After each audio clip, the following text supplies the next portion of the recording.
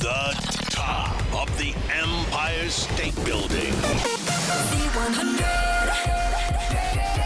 New York. Inside of our Grubhub interview lounge at Z100. I'm Crystal. This is Maxwell. And we have a Critics' Choice nominated writer, poet, TV star, now movie star, native New Yorker, has worked alongside Samuel L. Jackson, Jamie Foxx, Paris Jackson, Anthony Ramos, Chloe Bailey, Daniel Kaluuya, Jay-Z, and more. Miss Dominique Fishback. Welcome home. Thank you. Thank you so much. What's up? What's up? Thank you In the for house. taking the time Thank you. to be here. Of course. Thank you for having me. I'm so excited. I mean, what's it feel like? And we were chatting just a tiny bit before the whole thing got rolling. What's it feel like to be in this space now? To know you've been working I'm gonna say it. You've been working your ass off for a while, and now people are really paying attention. It's really nice because I did put a lot of my heart and soul into Swarm. I know the character is like, she might seem a little heartless, but I definitely put a lot of heart into it. So, and it was a lot. Getting to lead a project is one thing, but also being on a show where there's no B storyline. There's only one storyline where you follow this character and you don't veer off to somebody else's life. You don't go with another actor for a little while. Pretty much every scene, every frame. Yeah. So it's an honor as an actor, and it's also, it takes a lot, 17-hour days, 14-hour days. Damn. You just keep going, and you obviously want to deliver, you want to be present, you want to give your all to every opportunity that you get. So I'm just happy that people are feeling it. Girl, Nice. we feeling it. Yeah, Thank you. They feeling Holla. it. You did put a lot of tears and sweat into this because you're producing and acting in it. Yes. And I think a lot of people don't know that when you're coming up and you're doing your passion, you have to wear a lot of hats. Yes. So how has that process been of being the lead in one of the biggest shows right now, but also producing it so heavily behind the scenes? Yeah, well, producing it takes many different forms, and I've produced theater because I have a one-woman show and I've produced that a lot, but being on set and be able to do that is different.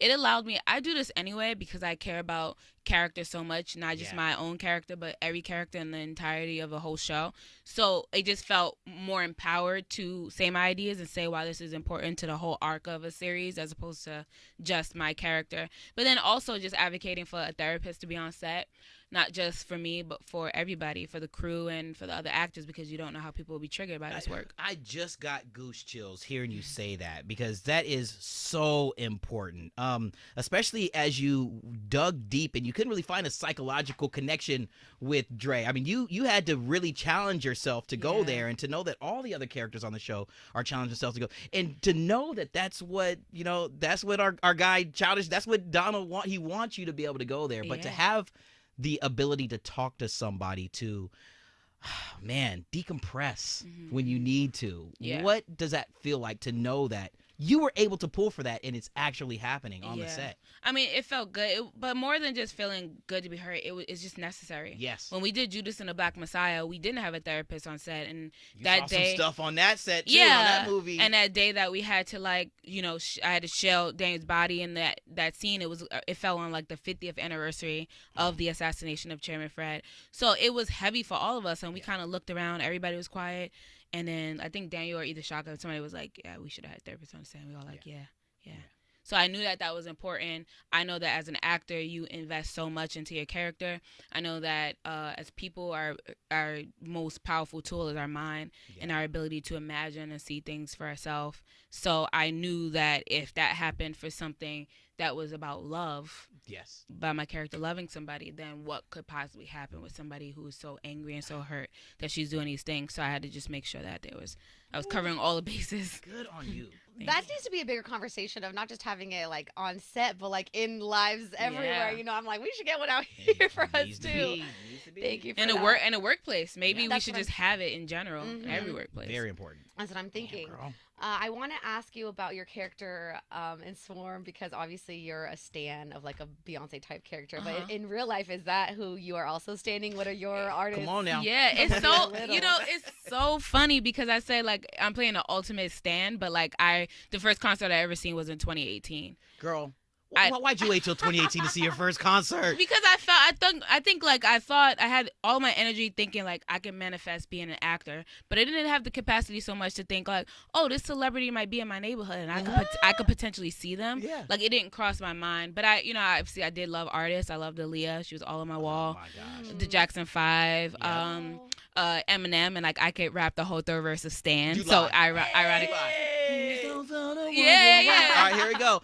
Let's go. It's your time to shine. Dear Mr. I'm too good to call or write my fans. This would be the last package I ever sent. Yo, it's been 6 months and still no word. I don't deserve it. I know you got my last 2 letters. I wrote the addresses on them perfect. But this is my consent. Don't make me stop. Don't make me keep going. Don't make me keep going. I can do it. I can do it. A true stand. A true stand. You really looked up to the Jackson 5. Oh, yes. And so how was that working with Miss Paris Jackson? I mean, she's amazing. She's so open. She's so warm and generous to me. It was really, really nice. Yeah. And I just found myself wanting to be very protective of her. And, I try my best to be very protective of everybody on the set, every actor that comes in. What do you learn from her? How to be open. Yeah. Because she's very open. Her music is it's very much raw, real. She doesn't hold back. She doesn't. She is not only her, but we can go down a list of amazing people if you had the opportunity to pull the best out of.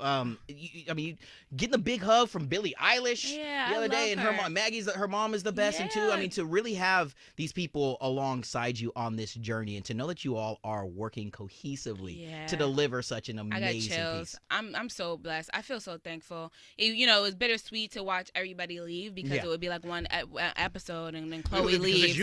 And Chloe leaves, and I'm like, no, that's my sister. And then I meet Paris, and we have our own special relationship.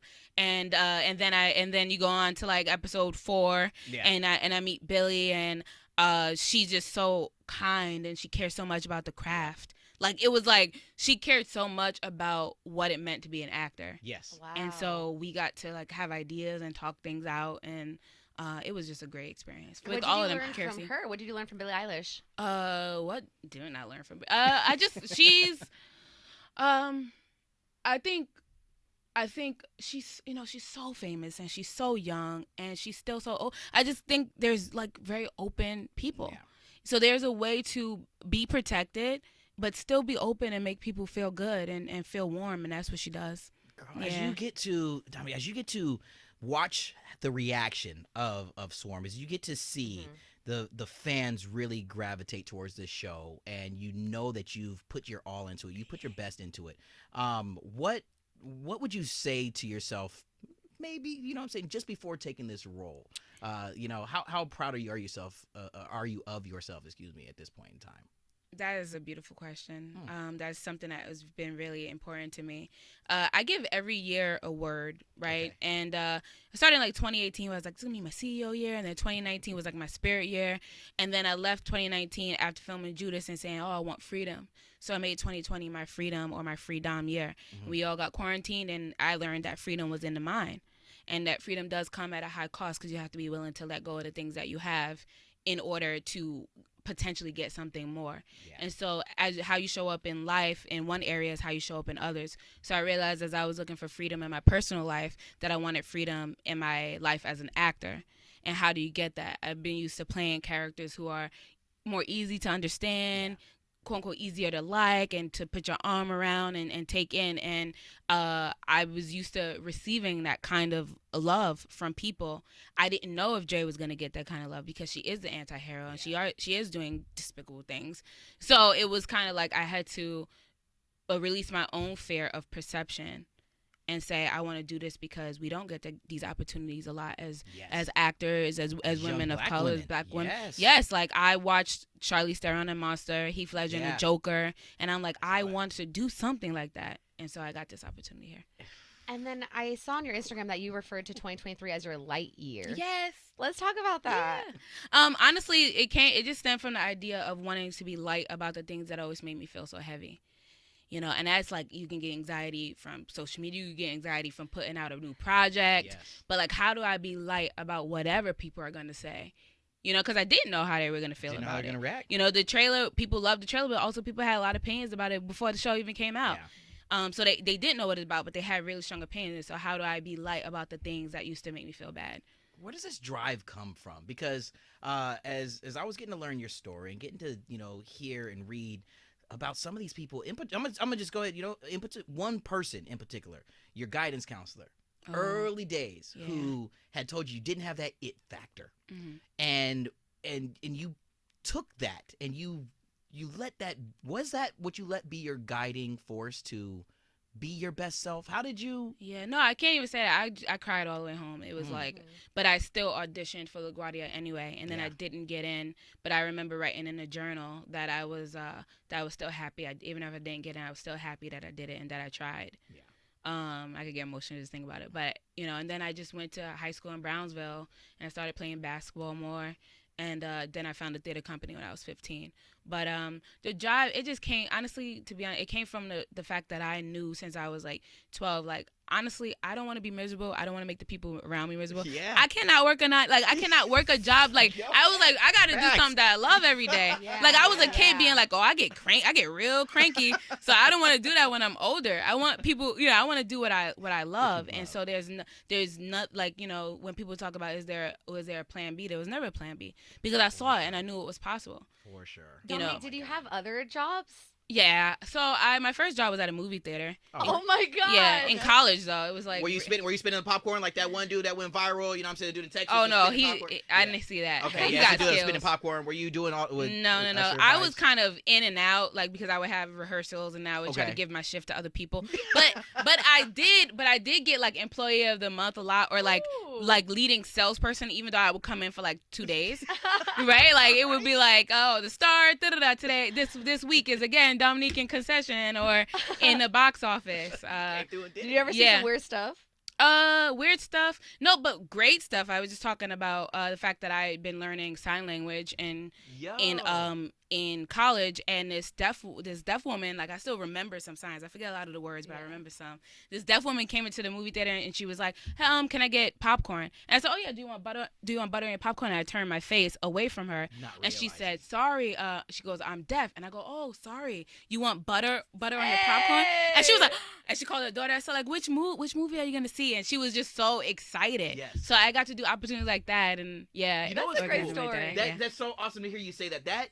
That is an insight into who you are and why you do what you do. It's to allow people to connect. How on any level. I mean, just that little tiny bit is something that it personifies your career and what you're doing. You're giving people the ability to feel. And it's so rad to it's so rad to see that right now. Thank you. No, for real. And what other jobs did you have? I try to do this like they have the like daily cruise ships in New York where people have the dinner. But I was like a server, and I like one of my friends already went to do it, and so they gave me the answers for the test. So I went and took the test, and I didn't know the answers. So like I was serving my first day, and I like spilled a drink on the floor, and they gave me $20. They still gave me a $20 tip. That's how much I like was good. But then it was then they tried to demote me, and I was like, I'm quitting. Like, you're not gonna demote me. Those are cool jobs. Movie theater, and then on a little cruise dinner. Yeah. Okay. Oh, and now you are starring in Transformers: Rise of the Beast. Yes, which takes place in Brooklyn. So that's awesome. Wow. Big congrats. Holla. We got big names. I already mentioned Anthony Ramos. I mean, that's huge. How has it been working with? Well, Anthony, we were friends before this, so it was kind of, we did a play that I wrote. Were y'all theater kids? Yeah, together? theater kids. Wow. We're not together, but he started as theater kid, and I started as theater kid. And in fact, the even funnier story is when I was younger, I used to play football with the boys on the block, and every time we'd be playing, these kids that live next door from me would always leave to go play baseball. Okay. Come to find out, one of them was running to go play baseball with Anthony. The whole time. Yes, when I'm like 10. So it was kind of cool, like the connection that we had. But we did this play that I wrote. I did an adaptation of Romeo and Juliet, all in spoken word poetry. Takes place in East New York. And they cast Anthony to like do it with me for a gala. So we did that together, and we were just like, man, we got to work together on something epic. And we never knew that it would actually be this epic. This epic, yeah. The most epic. You know what I'm saying? You're talking Optimus Prime. Yes. Epic. Yeah, one of the most viewed trailers. Like, oh my yeah. goodness, that's huge. Yes, it's exciting. And we also got my future ex-husband, Mr. Pete Davidson. How was working with him? I mean, he's a hot guy in Hollywood, like that everyone wants to be around. Well, he did the voice for Mirage. Yeah. So a lot of times when the voice actors, you don't get to like meet with them. So I met him for the first time at the Kids Choice Awards. But he was so nice. He was very sweet and You didn't get slimed, did you? No, I didn't. Yeah, y'all didn't, because I was watching it. Y'all didn't get slimed. Was there any? Do you want to still? No. No. Okay. I don't wanna get I worked a little bit with Nickelodeon before, and it's pretty intense, Is it right? epic? Yeah, it is pretty dope. I mean, it's a rite of passage. I'll just say that much. You know what I mean? So maybe something- eventually. Yeah. But I like my looks more. I like getting cool looks in there than getting it was slimed. so fun seeing you on the red carpet doing your Thank thing, you, presenting, thanks. like, yeah, and that was my meeting. first time presenting live. Too. How was that? Yeah, that was cool. I was like a little nervous, but when I got on stage, it was just, It all goes away. yeah. Is everyone from New York that is your friends and family growing up seeing you, like, just blasting you everywhere? Yeah, they're very from cousins and cousins. Yeah, they're very, very excited. Yeah, As they should be. Well, Yeah. you said it several times throughout this convo, and we'll get ready to get you out of here because I know it's a busy. It's a busy day, and thank you so much for taking the time to hang with us. But you said this a lot. Is New York, is Brooklyn, is East. How amazing must it feel to put on for not only your city, but to know that you've had that tribe with you this entire time, family and friends. Yeah. Anthony on the block right around the corner, somebody Yeah, dipping yeah, to go yeah. play baseball with them. Yeah. What are those emotions like when you think, I'm Well- doing what I'm supposed to be doing? Well, even just going back to like college, my uncle who had 3 daughters of his own that were eventually going to go to college, they had to co-sign for a loan for me and my mom. And I was going for theater, and they didn't say, oh, you have to go for like being a lawyer, it was acting, and they still co-signed that loan for us. So that, that means a lot for them to be able to see me and my cousin. She texted me saying, I'm just so proud of you. I'm so inspired by you. So that was nice. But also, I'm so thankful. I'm just thankful. I'm really excited. I was going to say this thing, ironically. I wrote this poem called An Ode to My Hood, which I personify Brooklyn, and we have a conversation. And at one point, Brooklyn says to me, Dom, you going to be like Jay-Z, bring pride to my streets and stacks. And I go, Jay-Z, that's some big-ass shoes. I don't know about all that, but I def do what I can to put East New York on the map. And so that's what I'm going to do. That's what you are doing. Thank you. That is what you are doing. You played like Jay-Z's mom, young mom. And so the in funniest the thing music too, video. my first time being on a billboard in Times Square was for the Deuce, and my face was on it, and above it was 444. And this is before I did the music video. So I take a video and I said, oh God, it's so funny. That's so Brooklyn. And then I had no idea just how funny it would be that I would actually have a small part of the 444 album by doing a video. So that is iconic. yes. And I Yes. mean, I also have to say congratulations because you're part of one of the biggest Disney cartoon franchises. The Proud Family reboot. Yeah. Not you playing young Sugar Mama. Like I was like, how? Like, that's the coolest Was that the role. one? Was that the one that had you like, That was the first animation that I did, and so like when I think about how much I wanted to do it as a child and how I had to wait, and we always talk about divine timing, I said I couldn't have planned it better. Like my first animation, and I got to be young Sugar Mama. Like Bruh. I mean, I'm just here for the ride now. Yeah. And last but not least, here on the world famous Z100. Yes. A station that you've grown up with, and you Yes. got family around here. We just need to say just thank you for being you and not, changing up and staying focused and driven to accomplish each and every one of those goals that you had set, but not wavering and, and compromising in any shape, way, or form. And thank you for being a role model for theater kids that are just like, Yes. starting in theater and then going into TV and writing your own poems, and now on the huge screen with one of the biggest franchises. There's just a lot of girls that are looking up to you, and Thank you. Congratulations. Thank you so for much. your glow. Thank you for your Yay. positivity Thank and your you. love. Yeah. And we're going to probably see you at the Oscars not too far from now. So. Thank you. I appreciate that too. Congratulations. Yes, thank you. Jamie manifested that. He to your did face, say it. so He you know. did manifest it. One more Thank you, time. guys. Dominique Fishback, ladies Thank you and so gentlemen. much. From the top of the Empire State Building. Z100.